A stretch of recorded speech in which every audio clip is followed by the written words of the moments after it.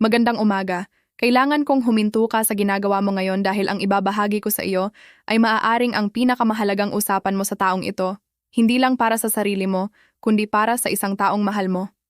Karamihan sa mga tao ay inaakala na kapag nagsimulang humina ang isang matandang tao, ito ay halatang halata. Iniisip nila ang isang dramatikong sandali, isang pagkahulog, pagbisita sa ospital, bigla ang diagnosis. Ngunit narito ang hindi nila sinasabi sa iyo. Ang tunay na babala ay lumalabas buwan, kung minsan ay buong taon bago mangyari ang anumang sakuna. Tahimik ito, mahina ito, at karamihan sa mga pamilya ay hindi ito napapansin hanggang sa huli na.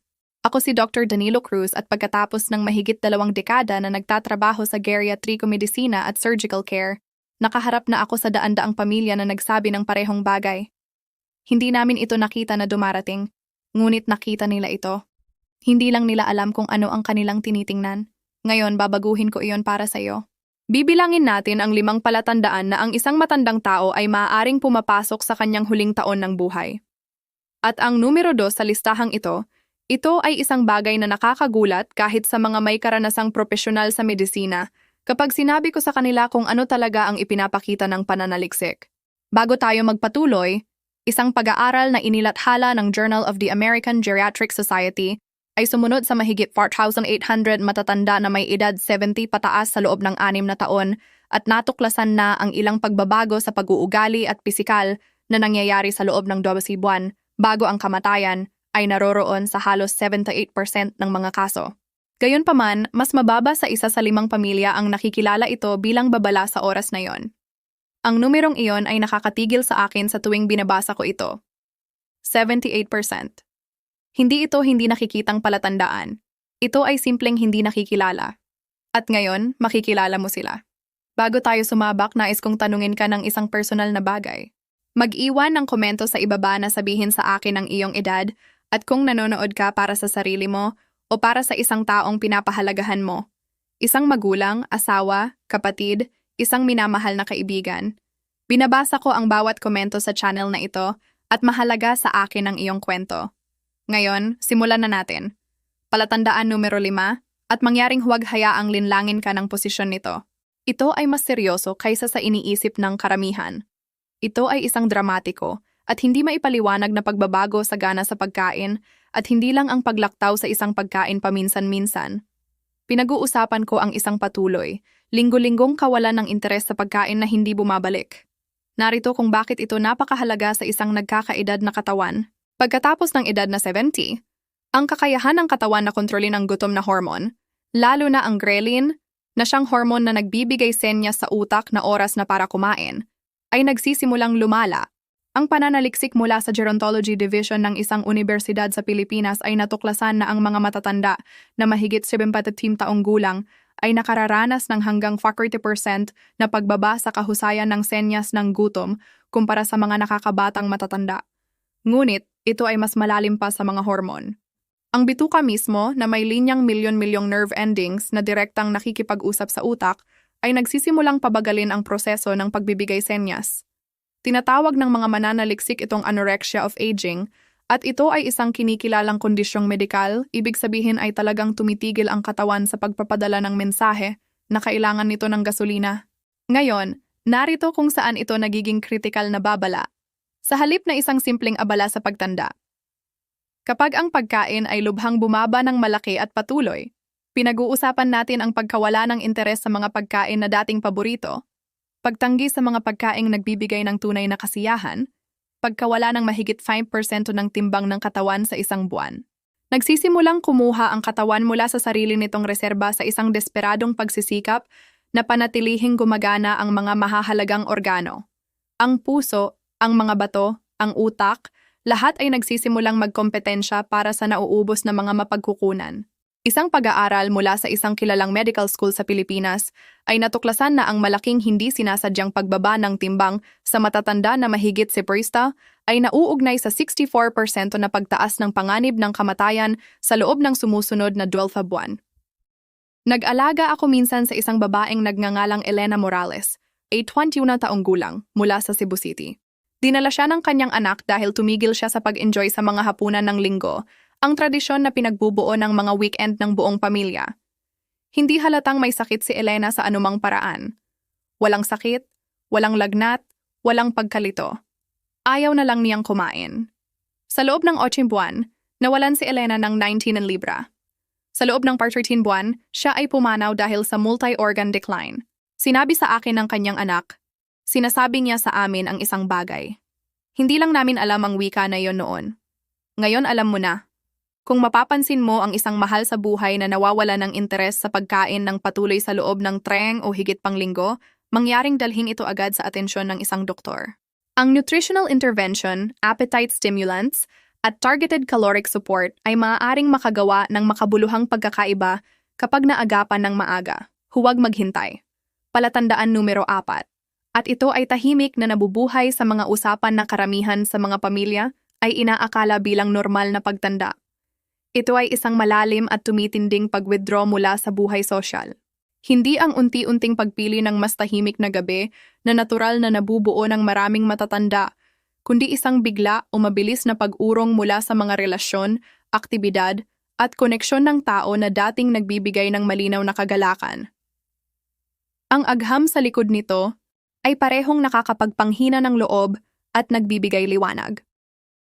Ang mga mananaliksik sa isang kilalang medical center sa Pilipinas ay naglathala ng mga natuklasan na nagpapakita na ang matinding social withdrawal sa matatanda ay nag-uudyok ng isang serye ng neurological events na katulad ng tugon ng katawan sa pisikal na trauma. Kapag ang utak ay kulang sa makabuluhang social stimulation, ang cortisol, ang pangunahing stress hormone ng katawan, ay nagsisimulang tumaas ng patuloy. Ang patuloy na mataas na cortisol, ayon sa team, ay nagpapabilis sa cellular aging sa antas ng mitochondria. Isipin ang iyong mitochondria bilang maliliit na power plants sa loob ng bawat selula sa iyong katawan. Kapag ang cortisol ay paulit-ulit na tumatama sa mga power plant na iyon, ang kanilang kakayahang gumawa ng enerhiya ay gumuho. At nang walang cellular energy, ang mga sistema ng organo ay nagsisimulang magsara sa isang pagkakasunod na mahirap baligtarin. Isang landmark study mula sa isang universidad sa Pilipinas ay nag-analisa ng data mula sa mahigit 148 independent research projects na may 300,000 partisipante at nagpahayag na ang social isolation ay may parehong panganib sa kamatayan gaya ng paninigarilyo ng 15 sigarilyo bawat araw, 15 sigarilyo araw-araw. Gayunpaman, itinuturing natin ang isang matandang tumigil sa pagtawag sa mga kaibigan o lumaktaw sa misa bilang simpleng nagkakaedad na. Nagamot ko ang isang lalaking nagngangalang Roberto Bobby Castillo, 71 taong gulang, mula sa Quezon City na naging lubhang sosyal sa buong buhay niya. Isang retiradong guro na nag-coach ng Little League Baseball tuwing weekend at nag-oorganisa ng mga neighborhood cookouts tuwing tag-araw. Napansin ng kanyang asawa sa loob ng humigit kumulang 4 na buwan na tumigil siya sa pagsagot sa mga tawag. Tumanggi sa mga imbitasyon na dati ay tatanggapin niya at nakaupo sa kanyang upuan sa loob ng maraming oras na nakatitig sa wala. Ipinagpalagay ng asawa niya na depressed siya. Depressed nga siya.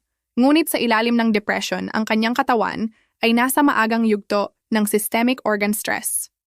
Pumanaw si Roberto 11 buwan matapos magsimula ang kanyang pag-withdraw. Ngayon ay nagvo-volunteer ang kanyang asawa sa isang senior center at sinasabi, "Sana alam ko na ang katahimikan ay maaaring isang sintomas. Kung ang iyong mahal sa buhay ay humihiwalay sa buhay sa ganitong paraan, mangyaring huwag itong tanggapin bilang hindi maiiwasan. Ang compassionate re-engagement, mental health support, at community connection ay tunay na makakapagbago ng takbo. Tumutugon ang katawan sa pag-ibig sa mga measurable biological ways." Ngayon bago tayo makarating sa palatandaan numero 3, nais kong huminto at tanungin kung binubuksan ng video na ito ang iyong mga mata sa paraang inaasahan ko. Mangyaring maglaan ng sandali ngayon para i-click ang like button at mag-subscribe sa channel na ito. Naglalabas ako ng bagong content tuwing linggo na nakatuon sa kalusugan at dignidad ng matatanda. At bawat subscriber ay nagsasabi sa algorithm na mahalaga ang impormasyong ito at nararapat na maabot pa ang iba pang pamilyang nangangailangan. Salamat ng tunay. Ngayon, magpatuloy tayo. Palatandaan numero 3 at maghanda ka dahil ito ay madalas na iniisip bilang kaibig-ibig o nakakaaliw. Sa katotohanan, maaring ito ang isa sa pinakadesperadong senyas ng katawan. Ito ay isang bagong at hindi karaniwang relasyon sa oras at memorya. Hindi ang paminsan-minsang nakalimutang pangalan o nawawalang salamin, kundi isang tiyak na pattern ng pagbabalik-tanaw na nagiging nakakaubos. Isang malalim at halos mapilit na paghila patungo sa nakaraan. Narito ang sinasabi sa atin ng neuroscience. Sa huling yugto ng buhay, ang utak, lalo na ang hippocampus, na siyang rehiyon na responsable sa pagbuo ng memorya at oryentasyon sa oras, ay sumasailalim sa tinatawag ng mga mananaliksik sa isang kilalang klinika sa Pilipinas bilang temporal regression. Sa simpleng wika, ang utak ay nagsisimulang umurong patungo sa mga pangmatagalang alaala dahil nabibigo ang short-term memory infrastructure. Hindi ito random nostalgia. Ito ay ang utak na instintibong naghahanap ng matatag na lupa kapag ang kasalukuyan ay nagiging masyadong mahal para iproseso ng cognitively.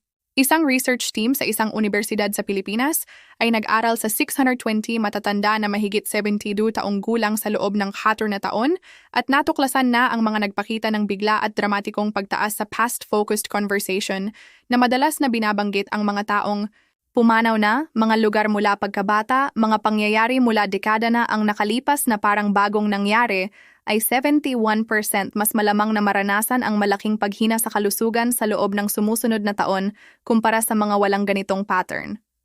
Mayroon ding phenomenon na tinatawag ng palliative care specialists na nearing death awareness na dokumentado ng malawakan ng mga hospice nurses. Sa kanilang klinikal na obserbasyon, ang mga pasyenteng papalapit sa katapusan ng buhay ay madalas na nag-uulat ng matingkad na pakikipagtagpo sa mga pumanaw na mahal sa buhay. Nagsasalita tungkol sa paglalakbay o mga paglalakbay at tila bahagi na sa ibang realidad. Madalas na tumutugon ang mga pamilya ng may alarma o pagkalito. Ngunit ang pag-unawa rito bilang neurological at marahil espiritual na proseso sa halip na malfunction ay maaaring baguhin ang mga huling usapang iyon sa isang bagay na sagrado sa halip na nakakatakot. Naalala ko ang isang pasyenteng nagngangalang Dolores Santos ay 83 taong gulang mula sa Davao City. Dinala siya ng kanyang anak na nababahala na nawawala na ang kanyang isip. Patuloy na nagsasalita si Dolores tungkol sa kanyang ina na pumanaw na 40 taon na ang nakalipas na parang kagagaling lang niya rito. Inilarawan niya ang kanyang tahanan noong bata pa siya ng detalyado. Paulit-ulit niyang sinasabi na kailangan niyang maghanda para sa isang paglalakbay. Natakot ang anak ni Dolores. Ipinaliwanag ko sa kanya kung ano ang madalas na ibig sabihin ng mga palatandaang ito. At sa halip na makipagtalo sa kanya o subuking ibalik siya sa kasalukuyan, umupo siya sa tabi nito at tinanong tungkol sa kanyang ina, tungkol sa tahanan, tungkol sa paglalakbay. Ang huling 30 buwan ay naging, ayon sa kanyang salaysay, ang pinakamakabuluhang usapan sa kanyang buhay. Pumanaw ng mapayapa si Dolores at walang panghihinayang ang kanyang anak. Kung ang iyong mahal sa buhay ay lalong nabubuhay sa nakaraan, huwag subuking hilahin siya pabalik. Samahan mo siya roon. Makinig, magtanong. Iyon din ay gamot. Palatandaan. Numero 2. At sinabi ko sa simula ng video na ito ay nakakagulat kahit sa aking mga kasamahan sa medisina. Kaya kailangan mong bigyang pansin ng mabuti dito. Ito ay isang bigla at markadong pagbabago sa pattern ng paghinga. Partikular ang periodic breathing na may kakaibang mga paghinto. Banayad na hindi pagkakapare-pareho o bagong tunog na wala noon. At hindi ko pinag-uusapan ang hilik o banayad na paghingal mula sa pagsisikap. Pinag-uusapan ko ang isang bagay na iba, isang bagay na mas tahimik, isang bagay na nangyayari sa pagpapahinga. Ang terminong medical para sa inilalarawan ko ay Cheney-Stokes respiration. Sa maaga at banayad na anyo nito, ito ay isang cyclical pattern ng paghinga na may unti-unting pagtaas at pagbaba sa lalim ng hininga, kung minsan ay may maikling paghinto. Ito ay sanhi ng paglala ng komunikasyon sa pagitan ng respiratory control center ng utak na nasa brainstem at ng carbon dioxide sensing systems ng katawan. Isipin ito bilang isang thermostat na nagsisimulang mawala ang calibration. Ito ay overcorrecting pagkatapos undercorrecting paulit-ulit. Ang pananaliksik na inilathala sa isang journal ay natuklasan na ang banayad na respiratory irregularities na natuklasan sa matatanda na mahigit 75 ay nauugnay sa malaking cardiac at neurological decline na may 69% ng mga subject na nagpakita ng measurable organ compromise sa loob ng 6 hanggang 12 buwan matapos lumitaw ang pattern ng paghinga. Ang nagpapahirap dito ay ito ay pinakakita sa pagtulog kapag ang pamilya ay hindi nakatingin. Minsan, napapansin ito ng mga asawa at inaakala na sleep apnea. Maaaring ito ay isang bagay na mas mahalaga. Bukod pa rito, isang pag-aaral ay natuklasan na ang late-stage heart failure, isa sa pangunahing sanhi ng kamatayan sa matatanda, na mahigit 70 ay nagpapakita ng bagong o lumalala na nighttime respiratory changes sa average na 9 buwan bago ang terminal cardiac event. 9 buwan. Ito ay isang makabuluhang pagkakataon para sa intervention, palliative preparation, at makabuluhang oras na magkasama kung alam mo kung ano ang tinitingnan mo. Isang lalaking nagngangalang Tomas Tommy Reyes, 77 taong gulang, mula sa Manila, ay napansin dahil napansin ng kanyang asawa sa loob ng 12 taon na kakaiba ang paghinga niya habang natutulog. Inilarawan niya ito bilang nakakalimot itong huminga ng ilang segundo. Pagkatapos ay huminga ng malalim ng maraming beses, pagkatapos ay bumagal muli. Nabanggit niya ito sa kanilang doktor ng 2 beses at pinayuhan na marahil mild sleep apnea. Nag-order ako ng komprehensibong cardiac at neurological workup. Ang natuklasan namin ay nagkwento ng ibang istorya. Nabuhay si Tomas ng isa pang 7 buwan at dahil sa window of awareness na iyon ng kanyang pamilya, ginawa nilang mahalaga ang mga buwang iyon sa mga paraan na hanggang ngayon ay nakakaiyak pa rin sa kanyang asawa kapag ikinukuwento sa akin. Isang krus na palaging ipinagpaliban, mga liham sa mga apo, mga usapang naghintay ng dekada. Kung mapapansin mo ang irregular, cyclical o pausing breathing sa isang mahal sa buhay habang nagpapahinga, mangyaring mag-advocate ng malakas sa kanilang doktor para sa masusing cardiac workup. Huwag basta-basta tanggihan. Kilala mo ang paghinga ng iyong tao kaysa sa sino mang doktor na nakakakita sa kanya ng 12 sa minuto 2 beses sa isang taon. At ngayon, palatandaan numero 1. Ang pinakamakapangyarihan, pinakanasasaliksik, at pinakamasakit na hindi napapansin na palatandaan na ang isang matandang tao ay maaaring nasa kanyang huling taon ng buhay. Ito ay pagkawala ng tinatawag ng mga mananaliksik na will to engage. Isang malalim na banayad, ngunit hindi mapagkakamali na pagbabago kung saan ang isang tao ay tumitigil sa pag-uumpisa. Tumitigil sa pagtatanong, tumitigil sa pagpaplano, tumitigil sa pagpapahayag ng kagustuhan. Sila ay nagiging, sa isang salitang may malalim na bigat, compliant. Magiliw, tahimik, masakit na compliant. Ipaliwanag ko kung ano ang nangyayari sa katawan kapag ito ay nangyari, dahil hindi ito simpleng depression at hindi ito pagre-resign at hindi ito katamaran. Ito ay isang neurobiological phenomenon. Ang prefrontal cortex, ang rehiyon ng utak na responsable sa pagpaplano, pagnanais, pagtatakda ng layunin at oryentasyon sa hinaharap ay nangangailangan ng malaking metabolic energy upang gumana.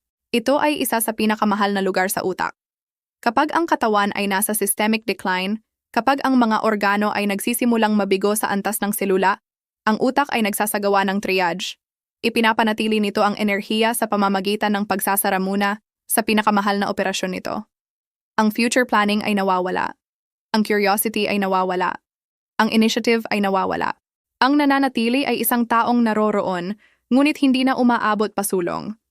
Isang landmark study mula sa National Institute on Aging ay sumubaybay sa 2,200 matatanda na mahigit 70 sa loob ng isang dekada at natuklasan na ang pagkawala ng initiative at future-directed behavior na sinusukat sa pamamagitan ng structured psychological interviews ay nauna sa kamatayan sa average na 11 buwan at naroroon sa 81% ng mga partisipante sa kanilang terminal year. 81%, mahigit 4 sa bawat 5 tao ang nagpakita ng palatandaang ito. At gayunpaman ito ay halos lahat ay iniuugnay sa depresyon, katigasan ng ulo, o simpleng pagtanda. May konsepto sa palliative medicine na tinatawag na life closure behavior na inilarawan ng malawakan ng mga mananaliksik. Ito ay sumasakop sa tahimik ngunit sistematikong paraan na ang ilang individual, sinasadya man o hindi, ay nagsisimulang tapusin. Ibinibigay nila ang mga minamahal na gamit ng walang udyok. Sinasabi nila ang mahal kita ng mas madalas at may pambihirang pag-iingat. Sila ay nagiging kapansin-pansing mapayapa sa paraang iba sa ordinaryong kasiyahan. Tumitigil sila sa pagtatalo tungkol sa maliliit na bagay na dati ay nakakainis sa kanila. Tila sa isang hindi maipaliwanag na paraan ay may isang paa na sa pintuang hindi mo makikita. Ito ay hindi imahinasyon. Ito ay isang dokumentado, pinag-aralan, kinikilalang pattern na ngayon ay nauunawaan ng mga palliative researchers bilang ang katawan at psyche na nagsisimula sa natural na proseso ng pagtatapos. Nais kong ikwento sa iyo si Margarita Margie Hidalgo, 81 taong gulang mula sa Baguio City, dahil ang kwento ni Margie ang dahilan kung bakit ko ginawa ang video na ito. Si Margie ay naging isang matinding independenteng babae, isang artista, hardinera, isang babaeng may opinyon sa lahat mula sa panahon hanggang sa politika ng mundo at hindi mahiyain sa pagbabahagi nito. Dinala siya ng kanyang anak na si Lenny dahil may nagbago. Sumasang-ayon na lang siya sa lahat ngayon, sabi ni Lenny sa akin. Hindi na siya nakikipagtalo, hindi na siya nagmumungkahi. Hindi na siya nagtatanong kung saan tayo pupunta o ano ang kakainin natin. Sumusunod na lang siya, parang nag-check out na siya. Hindi halatang may sakit si Margie. Ang kanyang vital signs ay nasa katanggap-tanggap na saklaw para sa kanyang edad. Ngunit nang makaupo ako sa kanya at tanungin kung ano ang inaabangan niya, tinitigan niya ako ng may pinakamagiliw na mga mata at sinabi, "Sa tingin ko ay sapat na ang pag-abante ko, doktor. Nag-e-enjoy na lang ako sa ngayon." Pumanaw siya 8 buwan pagkatapos, napalibutan ng kanyang pamilya, hawak ang kamay ni Lenny. Sinabi sa akin ni Lenny pagkatapos, "Nagpapasalamat ako na dinala ko siya. Hindi dahil naayos namin ang anumang bagay, kundi dahil alam namin. Ang pag-alam ay nagbigay sa amin ng oras." Iyon ang tungkol sa video na ito. Hindi takot, hindi kawalan ng pag-asa, pag-alam, dahil ang pag-alam ay nagbibigay sa iyo ng oras. At ang oras ang tanging salapi na talagang mahalaga. Narito ang gusto kong dalhin mo. Ang katawan ng tao ay pambihira sa kanyang katapatan. Patuloy itong nagsasabi sa atin sa paraan ng pagkain, paghinga, pag-alala at pag-abot sa koneksyon o pag-urong mula rito. Sinabi nito sa atin kapag ito ay umuunlad at kapag ito ay tinatapos ang kanyang mahaba at kahangahangang paglalakbay. Ang trahedya ay hindi na umiiral ang mga palatandaang ito. Ang trahedya ay kapag hindi ito nakikilala at ang mga pamilya ay nawawala ng pagkakataong sabihin ang kailangang sabihin. Pumunta sa kung saan nila palaging gustong puntahan. Umupo ng magkasama sa partikular na uri ng kapayapaan na dumarating lamang kapag tumigil kang magkunwaring walang hangganan ng oras. Kung ang iyong mahal sa buhay ay nagpapakita ng isa o higit pa sa mga palatandaang ito, pagbabago sa gana, social withdrawal, kakaibang relasyon sa memorya at nakaraan, irregular breathing patterns, o tahimik na pagkawala ng initiative. Mangyaring huwag tumingin palayo. Huwag itong ipaliwanag palayo. Dalhin ito sa atensyon ng isang doktor. Magtanong ng mahihirap na tanong, at pagkatapos, anuman ang mga sagot, gamitin ang oras mo ng may radical intentionality at pag-ibig. Ang independence at quality of life ay nananatiling posible kahit sa huling kabanata, at sa tamang suporta, medikal na atensyon, at presensya, ang mga huling buwan ay maaaring maglaman ng higit na tunay na pamumuhay kaysa sa maraming taon na nakaraan. Hindi kailanman huli para magpakita ng buo para sa isang taong mahal mo. Hindi kailanman. Salamat sa panonood. Kung nakatulong sa iyo ang video na ito na makita ang kailangan mong makita, mangyaring ibahagi ito sa isang taong mahal ang isang matanda. Dahil maaaring baguhin ng impormasyong ito ang lahat para sa kanilang pamilya. Mag-subscribe sa channel na ito upang hindi mo makaligtaan ang ganitong usapan. Ang mga sanggunian sa siyensya sa likod ng lahat ng tinalakay ngayon ay nakalink sa description sa ibaba. At nais kong marinig mula sa iyo. Mag-iwan ng komento na sabihin sa akin kung alin sa 5 palatandaang ito ang nakita mo sa isang taong mahal mo.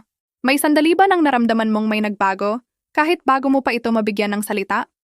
Sabihin mo sa akin, nandito ako, pinabasa ko ang lahat ng iyong sinusulat, at kita-kita sa susunod na video.